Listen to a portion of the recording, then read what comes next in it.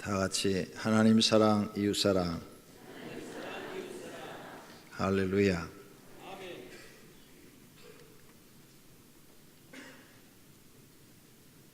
어떤 신학생이 처녀와 결혼을 하려고 했습니다. 그런데 그 처녀 가정에서 절대 반대를 하는 거예요. 안 된다. 우리 딸은 절대 신학생에게 줄 수 없다. 이유가 무엇입니까? 그랬더니 네가 목사가 되면 가난하면 우리 딸이 고생할 거 아니냐. 그러니까 네가 신학을 안 하고 차라리 그냥 일반 직장을 다닌다든지 뭐 사업을 한다든지 장사를 한다든지 그러면 딸을 주겠다. 이 신학생은 고민에 빠졌습니다. 그래도 이 아가씨도 막 결혼하려고 아빠를 졸라매는 거예요. 그래서 딸의 간청에 못 이겨서 그러면 그 신학생 설교를 한번 들어본 다음에 결혼 여부를 결정하자.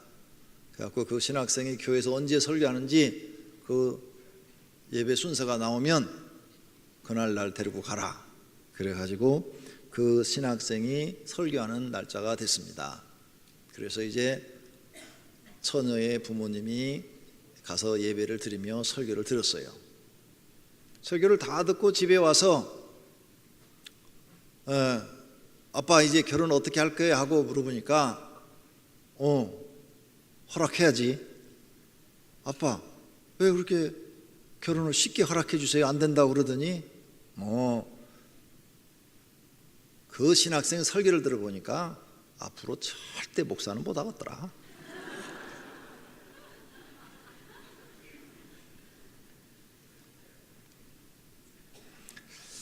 하나님이 나를 어떻게 생각할까? 오늘 설교 제목입니다. 우리 성도님들 이 문제에 대해서 본인이 생각해 보셨습니까? 저는 이번 휴가 기간 중에 영흥도에서 기도하는 가운데 하나님이 이런 생각을 주었습니다. 하나님이 나를 어떻게 생각하실까? 나를 양으로 보실까? 아니면은 이리로 보실까? 나를 충성스러운 종으로 보실까?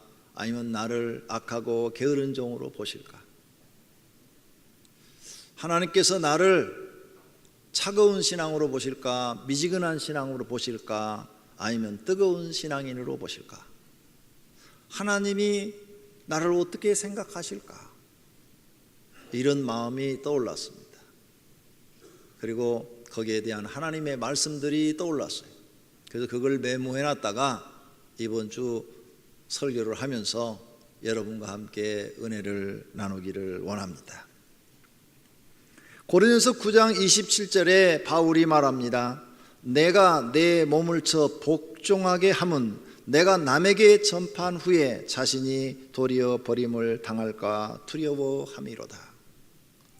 바울은 일생 동안 결혼도 하지도 않고 혼자 살면서 그의 사업은 복음 전하는 겁니다. 그의 본업은 복음 전하는 거예요. 그래서 열심히 각 동네마다 다니면서 지역 다니면서 목숨을 걸고 복음을 전합니다. 이렇게 열정적으로 복음을 전하고 전도하고 교회를 세우고 한 바울이 다 내가 남은 예수 믿게 해서 구원시키는데 내가 이렇게 복음을 전파한 후에 내가 하나님 앞에 버림을 당할까 나는 두렵다. 이런 생각을 해봤다 그 말입니다. 매일 이런 생각을 하고 살지는 않겠죠. 어쩌다 한 번씩 기도하다가 이런 마음이 생각나겠죠. 그때마다 그는 정신을 바짝 차리고 그래 하나님 앞에 내가 버림당하지 않으려면 더 열심히 하나님을 잘 믿어야 되겠다. 하나님께 충성해야 되겠다. 헌신해야 되겠다. 이런 각오를 했을 거라고 믿습니다. 시편 38편 21절에 여호와여 나를 버리지 마소서 나의 하나님이여 나를 멀리하지 마소서라고 다윗이 기록한 시가 있습니다. 우리가 구약에도 보면 다윗 참 하나님을 잘 믿었어요. 얼마나 열정적으로 하나님을 사랑하고 잘 믿었는지 우리는 다윗에 대해서 너무 잘 알고 있습니다. 그런 그가 하나님 나를 버리지 마소서, 하나님 나를 멀리하지 마소서, 이런 말을 했다고 말이에요. 두려웠다 이게. 하나님이 혹 내가 깨닫지 못하고 알지 못하는 일로 인해서, 내가 회개치 아니한 그런 어떤 일들을 위해서 난 너를 모른다, 나를 버릴까 봐 두려운 순간들이 있었다 그 말이에요. 그래서 그렇게 믿음이 좋은 다윗이 하나님이여 나를 버리지 마소서, 나를 떠나지 마소서 하면서 하나님 앞에 기도했다는 거죠. 우리 성도님들은 이런 두려움이 없었습니까? 오늘 이렇게 예배를 드리고 또 교회 나와서 맡겨진 사명을 잘 감당하고 있는데도 어느 날 갑자기 하나님이 나를 어떻게 생각하실까? 하나님이 나를 저울로 달아봤는데 내가 이 저울에 부족해서 하나님 앞에 버림을 받는 사람이 되지 않을까? 이런 두려운 생각들을 해보신 적이 없으십니까? 아마 다 해봤을 것입니다. 그러면서 더 마음에 결심을 했을 것입니다. 남은 생에는 주를 위하여 내 목숨을 다 바쳐 충성하리라. 이렇게 결심한 분이 계시다면 그분은 성령이 역사하신 분인 줄로 압니다. 그렇다면 첫째로 라오디게아 성도를 비교해 보도록 하겠습니다. 오늘 본문 3장 15절 말씀입니다. 내가 내 행위를 아노니 내가 차지도 아니하고 뜨겁지도 아니하도다. 내가 차든지 뜨겁든지 하기를 원하노라 하는 이 말씀. 내가 내 행위를 아노니, 우리 신앙생활을 다 아신답니다. 네가 지금 찬 신앙생활 하는지 미지근한 신앙생활 하는지 뜨거운 신앙생활 하는지 다 알고 계신다는 거예요. 하나님을 속일 수 없다는 겁니다. 그러니 우리는 자신의 신앙생활을 살펴봐야 됩니다. 하나님이 날 다 아신다는데 나는 지금 차가운 신앙생활을 하고 있는 걸까? 나는 지금 뜨거운 신앙생활을 하고 있나? 아니면 나는 지금 미지근한 신앙생활을 하고 있는가? 자기를 살펴봐야 된다 그 말입니다. 분명히 이 셋 중 하나가 맞을 것입니다. 하나님은 차가운 신앙생활과도 미지근한 신앙생활을 회개하라고 합니다. 물은 내가 사랑하는 자를 책망하여 징계하노니 그러므로 내가 열심을 내라. 회개하라. 열심이 어디서 떨어졌는지, 내가 세상 사는 게 너무 분주해서 열심이 떨어졌는지, 아니면 돈 버는 일에 너무 관심이 많고 돈에 욕심이 많아서 내 믿음이 떨어지고 신앙생활이 떨어졌는지, 아니면 내가 어디 다른 곳에 마음을 두고 다른 곳에 마음을 쓰고 그러다가 떨어졌는지, 아니면 교회 나와서 이 사람 저 사람과 부딪혀서 신앙이 떨어졌는지 생각해 봐라. 그리고 다시 열심을 내라. 회개하라. 이렇게 말씀하고 계시는 겁니다. 차가운 신앙생활은 뭐냐? 그럼 이 차가운 신앙생활, 그것은 교회 생활을 잘 안 하는 겁니다. 교회에 등록은 해놨는데 예배도 빠지고 기도 생활도 안 하고 교회 하는 일에도 무관심하고 교회에서 무슨 행사를 한다고 해도 나하고는 아무런 상관이 없는 것처럼 관심도 갖지도 않고 참여도 안 하고 전도도 안 하고, 다른 사람들은 열심히 일하는데 자신은 못하겠다고 하고, 또 열심히 일하는 사람들을 뒤에서 비판하고 불만 불평을 하고 흉을 보고, 이런 일을 하는 사람들이 바로 차가운 신앙생활을 하는 사람입니다. 이런 사람들은 예수님이 열심을 내라, 회개하라고 말씀하고 있는 겁니다. 그 다음 미지근한 신앙생활은 뭐냐? 열심히 해야 하는 내 열심을 내지 않는 것입니다. 중간 정도의 신앙생활을 하는 것입니다. 적당히 예배드리고 적당히 기도생활하고 적당히 전도하는 척하고 적당히 봉사하는 척하는 것입니다. 잘했다는 이야기도 못 듣고 못한다는 이야기도 안 듣고 적당하게 교회 분위기에 맞춰서 신앙생활하는 것을 미지근한 신앙생활이라고 성경은 말하고 있는 것입니다. 이런 사람도 예수님께서는 열심을 내라, 회개하라고 말씀하는 것입니다. 뜨거운 신앙생활은 뭐냐? 무엇이든지 맡겨주면 열정적으로 하는 것입니다. 예배도 열심히 드리고, 기도 생활도 열심히 하고, 전도도 열심히 하고, 목자를 맡아서도 목자의 사명도 열심히 감당하고, 열심히 전도하고, 무슨 일을 맡겨주든 하나님 앞에 충성심과 헌신하는 마음이 식지 않는 것입니다. 그런 사람이 뜨거운 신앙생활을 가지고 있는 것입니다. 뜨겁다고 그러니까 어떤 사람들은 기도할 때는 막 소리를 지르고 손을 들고 막 흔들고 난리를 치는데 교회 일하자고 그러면 안 보여요. 그건 뜨거운 신앙생활이 아니에요. 전체적인 신앙의 삶이 맡겨주면 무엇이든지 열심히 하는 것을 뜨거운 신앙생활이라 그렇게 말하는 것입니다. 그렇다면 두 번째로, 하나님은 영적인 너 자신을 보라고 합니다. 오늘 본문 17절에 말합니다. 내가 말하기를 나는 부자라, 부요하여 부족한 것이 없다 하나 내 공고한 것과 가련한 것과 가난한 것과 눈먼 것과 벌거벗은 것을 알지 못하는도다. 차가운 신앙과 미지근한 신앙을 가진 사람들은 영적으로 공고하고 가련하고 가난하고 눈멀고 벌거벗었는데 알지 못한다는 거예요. 육적으로 그런 것이 아니라 영적으로 그런 것인데 그들은 그것을 지금 모르고 있다는 거예요. 다시 정리하면 차갑거나 미지근한 신앙생활을 하는 사람은 첫째로 영적으로 곤고하고, 둘째로는 가련하고, 셋째로는 가난하고, 넷째로는 소경이고, 다섯 번째는 벌거벗었다는 거예요. 그렇다면 영적으로 공고하다 하는 이 뜻이 뭐냐 이거예요. 그것은 영적으로 어렵고 고생스럽다는 뜻이에요. 곤고라는 말은 어렵고 고생스럽다는 말이에요. 영적으로 지금 그 사람은 어려운 처지에 있다. 마귀가 탁 포위해서 그 사람을 지금 잡아먹으려고 하고 있고, 고생스럽다. 마귀가 하는 일을 다 가로막아서 영적으로 되어지는 일이 아무것도 없다는 거죠. 그런데 자기는 세상이 좋다는 거죠. 나는 술이 좋다, 나는 돈이 좋다, 명예가 좋다, 이렇게 말한다 이거죠. 영적으로는 지금 마귀에게 포위가 돼서 도저히 살아날 수가 없는데 본인이 모르고 있다는 거죠.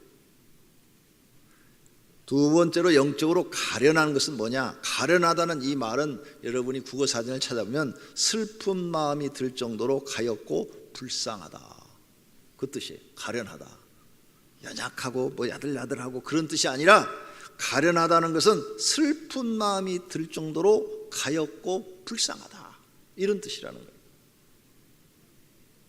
불쌍한, 하나님이 볼 때는 너는 지금 불쌍한 사람이다. 너는 왜 그걸 깨닫지 못하느냐?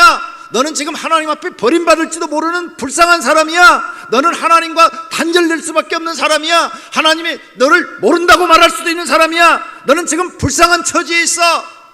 그런데 너는 지금 그걸 모르고 있다는 거예요. 얼마나 이 안타까운지 몰라요. 그 다음에 영적으로 가난하다, 그걸 모른다고 했어요. 가난한 것을 하나님이 보실 때는 세상에서는 그가 부자일지 모르는데 하나님 나라에서는 아주 가난한 사람이라는 거예요. 가난해. 너 하나님 나라에 네 재산이 아무것도 없어. 너 하나님 나라는 아무것도 없어. 넌 세상에서 빌딩을 지어가지고 잘 살고 있는지 모르지만 하나님 나라는 네가 거할 집도 없어.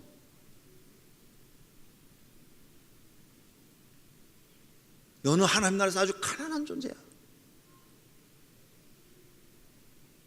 그런데 너는 지금 그걸 모르고 있어, 그 말이. 또 하나는 영적으로 소경이라 그랬죠. 소경으로. 이 소경이라는 뜻은 뭐예요? 눈이 있어도 보지 못하는 걸 소경이라고 그러죠. 그래서 눈이 있는데 돈은 잘 보여요. 세상에서 돈 버는 법, 성공하는 법, 잘 사는 거, 향락을 즐기는 거, 돈 있으면 놀러 다니는 거, 이런 건 잘 보여요. 그런데 하나님은 안 보여요. 하나님이 진짜 계실까? 어떤 데 계신 것 같고 어떤 데 안 계신 것 같고. 성경을 읽어요. 아무리 읽어도 뭐 마음속에 깊이 오는 감동이 없어요. 깨달지를 못해요. 설교를 들어도 어떤 말이 내게 유익된 말인지, 내게 영의 말인지, 내 영을 살리는 말인지, 나를 바르게 인도하는 말인지, 나를 성공의 길로, 복된 길로 이끄는 말인지 분별이 안 돼요. 그냥 많이 웃겨주고 재밌는 말 많이 해주고 복받으라는 말 많이 해주면 기분이 좋아. 영적 소경이라는 거죠. 그 다음에 영적으로 벌거벗었다는 것은 무슨 뜻이냐? 여러분, 사람들 많은 데서 벌거벗김을 당하면 어떨까요? 부끄럽죠.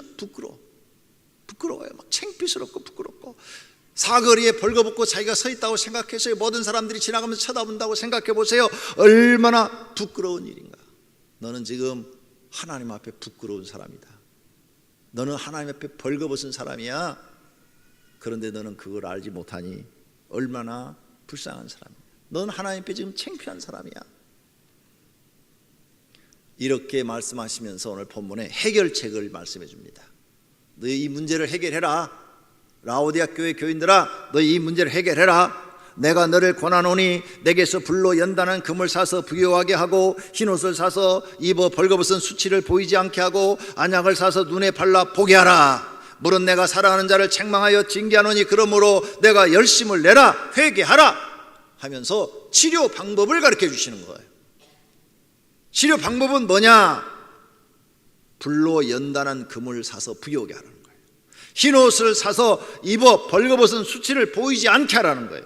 안약을 사서 눈을 보게 하라는 거예요.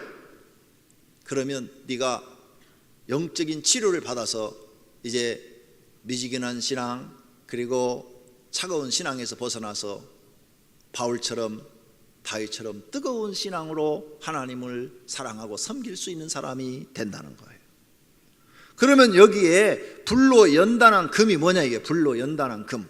순금은 불 속에다 집어넣고 순금만 걸러내고 또 불 속에 집어넣고 또 걸러내고 해서 14금이 나오면 14금을 집어넣고 또 불순물을 걸러내면 18금이 나오고 18금을 집어넣고 또 불 속에 집어넣고 걸러내면 24K가 나오는 거예요. 그래서 24K가 순금이에요. 순도 99.9%라고 이렇게 딱 찍혀 있잖아요. 근데 불 속에 안 들어가면 절대 순금은 안 만들어지는 거예요. 네가 인생의 수많은 고난과 어려움, 시험과 그리고 연단을 통해서 너의 믿음이 공고해져서 금과 같이 변하지 않는 믿음을 가져서 너를 영적으로 믿음의 부자가 되라, 그 말씀이에요. 그러면 너는 영적인 가난에서 벗어날 수 있다. 믿음의 부자가 되라. 그래서 금은 믿음을 얘기해요. 성경의 금은 언제나 믿음과 비유를 했어요. 믿음을 얘기하는 거예요. 믿음의 부자가 되라, 그 말이에요. 그래서 믿음의 부자는 뭐냐? 아무리 가난해도 하나님 앞에 나와서 맡겨진 사명에 충성하고 열심을 보이고 자기에게 맡겨진 기도 생활을 꾸준히 하고 변함없이 하는 것. 근데 그 사람이 축복을 받아서 아주 잘 돼서 재벌이 됐어요. 그래도 똑같이 나와서 재벌이 안 된 것처럼 겸손한 마음으로 충성하고 헌신하고 새벽 기도하고 주님 앞에 변하지 않는 것, 그게 금이요. 금은 불 속에 들어가도 변하지 않고, 땅 속에 묻어뒀다 꺼내도 변하지 않고, 바닷물 속에 집어넣었다 꺼내도 변하지 않고, 어떤 환경 속에 들어가도 금은 변하지 않고 금의 그 비싼 가치를 하고 있어요. 그것이 바로 금과 같은 믿음이라는 거예요. 부유한 믿음. 네가 사업을 하다가 다 망해서 100억 빚을 졌다 이거예요. 그래도 사업 잘 될 때 충성하고 헌신한 것처럼 변함없이 하나님 앞에 나와서 충성하고 헌신하는 그 믿음이 금과 같은 믿음이라는 거예요. 금과 같은 믿음은 변함이 없다, 이 변함. 세상 것 다 망하고 세상에 무슨 게 다 변하고 서로 부부가 마음이 안 맞고 정신적으로 서로 사상이 안 맞고 다투다가 참고 어쩔 수 없이 이혼해서 혼자 됐을지라도 변함없이 하나님 앞에 충성을 다하고 헌신을 다하고 자기의 기도 자리를 지키고 예배 자리를 지키고 맡겨진 일에 열정을 품고 그 일엔 흔들림이 없는 사람이 바로 금과 같은 믿음이요 부유한 믿음이라는 거예요. 그걸 살아요. 그걸. 돈을 주고 금을 사듯이 너는 그런 믿음을 만들어라는 거예요. 돈을 주고라도 그런 믿음을 너는 사라는 거예요. 그래야 너는 그 미지근한 신앙, 차가운 신앙에서 벗어나서 뜨거운 신앙이 되고, 네가 뜨거운 신앙이 되어 하나님께 인정받고, 하나님께 인정받아야 네 장래가 보장된다는 거예요. 하나님이 책임져 준다는 거예요. 근데 네가 그런 신앙이 되지 않는다면 책임져 줄 이유가 없지 않느냐. 그러니 우리는 이런 성경의 진리를 듣고 깨달아야 된다는 거죠. 그 다음, 안약을 사서 눈을 보게 하라. 이 안약이 뭐냐 이게. 지금 눈이 영적인 눈이 감겨서 하나님도 안 보이고 성경도 안 보이고 교회도 안 보이고 세상밖에 안 보이는데, 이 안약이 뭐냐. 안약. 이 안약이 모든 학자들이 말하기를 신약과 구약이라. 이게 하나님의 말씀을 많이 읽고 거기에서 깨우침을 받고 설교를 듣고 성경 공부를 해서 성경을 정확하게 알고, 그러면 네가 영적인 눈이 열려서 하나님이 보인다는 거예요. 하나님은 살아계시구나. 하나님은 나를 도우시는 분이시구나. 나를 구원하시는 분이시구나. 하나님은 내가 경외해야 될 분이시구나. 나는 피조물이구나. 하나님은 창조주이구나. 이게 보이기 시작한다는 거죠. 이걸 사서 네 것으로 만들어라. 눈에다 안약을 집어넣으면 눈 속으로 들어가서 몸으로 스며들지요. 하나님의 말씀이 너의 몸속으로 스며들도록 해라. 듣고 잊어버리는 것이 아니라 하나님의 말씀을 읽거나 공부를 하거나 아니면 설교를 듣고 그걸 네 몸속에 너의 것으로 만들어라. 너의 것으로. 그렇게 만들면 네 영의 눈이 열려져서 하나님은 살아계신 분이다. 나는 하나님을 떠나서 존재할 수 없는 피조물이다.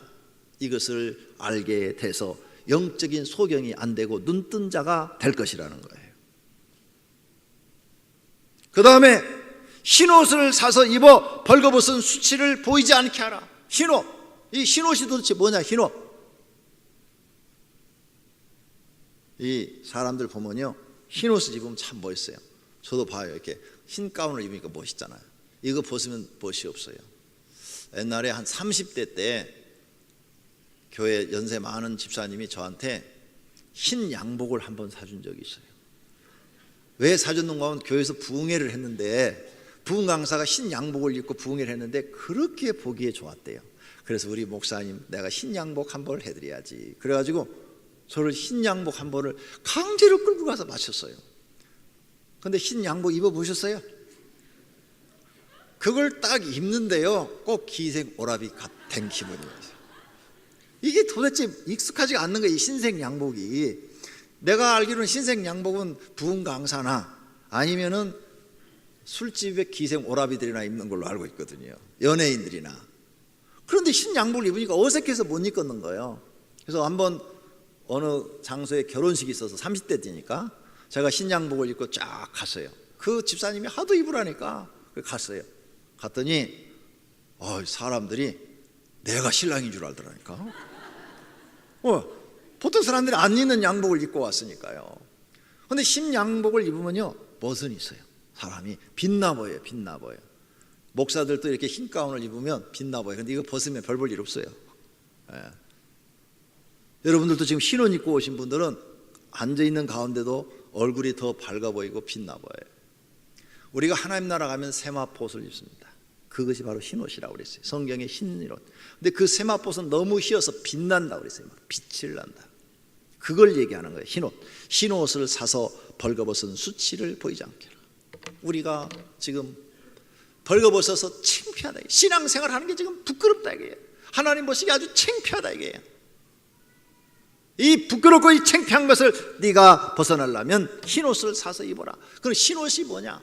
하나님 흰옷은 누구한테만 입혀주는가 하면 자기 죄를 깨닫고 회개하고 고친 사람, 그 사람들에게만 흰옷을 입혀준다고 그랬어요. 하나님, 나는 죄인입니다. 나는 부끄러운 사람입니다. 나는 창피한 사람입니다. 내가 죄 지은 것을 다른 사람들이 다 안다면 난 창피해서 얼굴을 들고 다닐 수도 없습니다. 하나님, 나의 죄를 용서해 주시기를 바랍니다. 이렇게 자기 죄를 깨닫고 회개하고 예수님 앞에 제사함 받은 사람, 그리고 이제 나는 하나님 말씀대로 살겠습니다.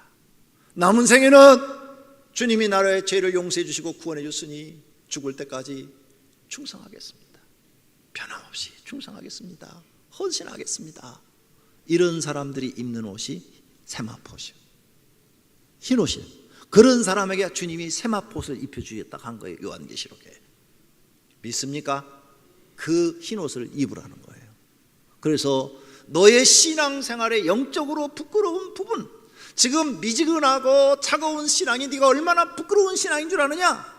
빨가벗은 것처럼 너는 지금 부끄러운 신앙생활을 하고 있는 것이다. 그러니 이제 흰 옷을 사서 입고 남은 생에는 선하고 의로운 일을 행하고 하나님의 뜻을 이루어드리고 하나님 앞에 목숨을 바쳐서 충성하고 헌신하는 사람이 되라. 그런 뜻이야. 네가 그렇게 변한다면 너는 살은 사람이다. 너는 영적으로 치료함을 받은 사람이라는 겁니다.